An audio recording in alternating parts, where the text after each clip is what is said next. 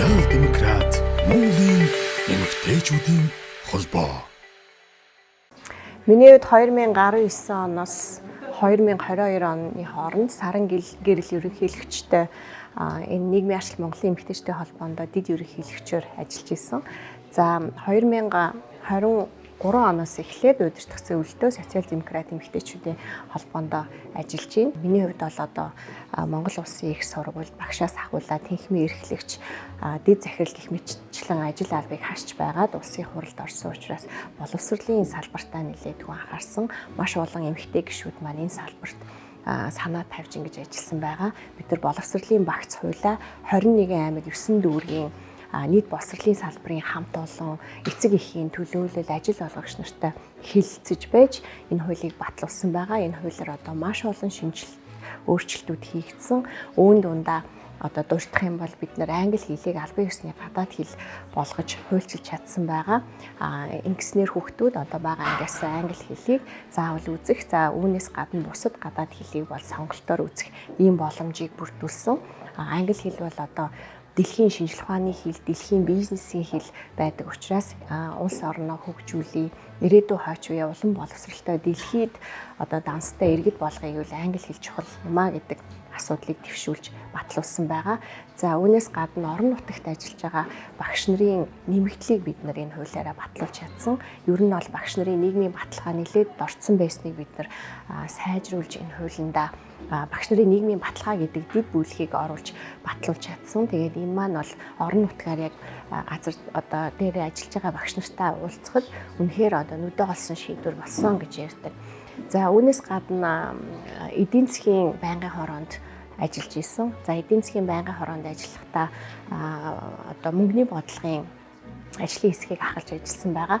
Тэгээ бид нар одоо энэ үед ипотекийн зээлийг орон нутагт ахиу өгөх ийм одоо бодлогын зохицуултуудыг хийж өгсөн. Өмнө нь ипотекийн зээлийг ихэвчлэн Улаанбаатар хотод өгж байсан. Гэтэл бид нэр хотоос хөдөөрөө шилжилт хийгээд бодлого барьж байгаа үед хөдөө орон нутагт ажиллаж байгаа шинээр очиж байгаа залуу боловсон хүчнүүд орон сууцгүй ийм нөхцөлтэй байсан учраас ипотекийн зээлийг хөдөө орон нутаг руу ахиу чиглүүлэх ийм бодлогыг одоо батлуулж чадсан.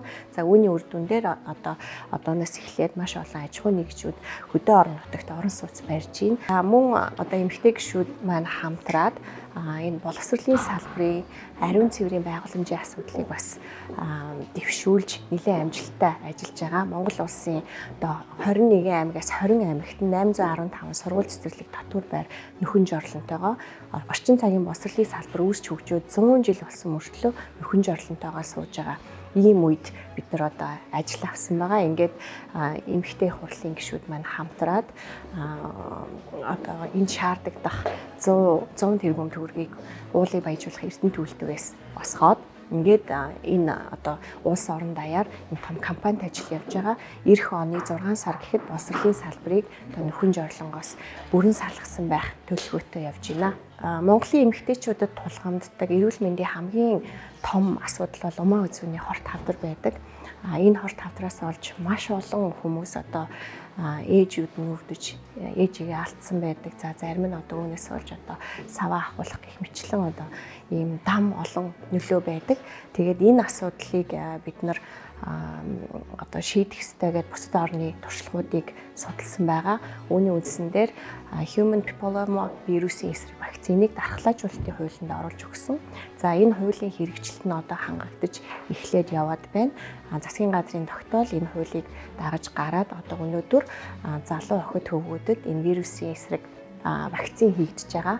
Тэгээд энэ вакцин хийснээр энэ хорт хавдраас бүр мөсөн салсан улс орнуудын туршлага байдаг. Тэгэхээр хэрвээ Монгол одоо хүүхдүүд энэ бүрэн хамрагдах юм бол явандаа Монгол улс одоо энэ хорт хавдраас бүрэн салахын боломж бүрдсэн. Тэгэхээр энэ бол бас манай 2020-24 онд ажилласан эмэгтэй гишүүдийн маш том одоо ажил гэж харж байгаа. За нийт социал-демократ Монголын эмэгтэйчүүдийн холбооны үе үеийн ерөнхийлөгчид, бодлогын зөвлөлийн гишүүд, хяналтын хорооны гишүүд, за мөн одоо дэд ерөнхийлөгчид, удирдах зөвлөл болон гишүүд, аймаг дүүрэг нийслэлийн тэргөөнүүдэд түүхт 30 жилийн баярын мэндийг хүргэе.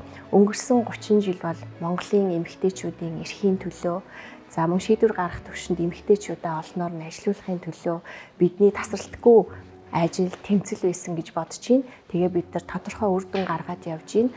Өнөөдөр энэ холбоо маань нэлээд залуучсан, залуу удирдлагууд гарч ирсэн байгаа. Одоо энэ залуучууд цаашид бас энэ тэмцлийг үргэлжлүүлж эмэгтэйчүүдийнхаа эрхийн төлөө, эмэгтэйчүүдийнхаа эрүүл мэнд боловсролын төлөө ажиллах болно гэж хэлмээр байна.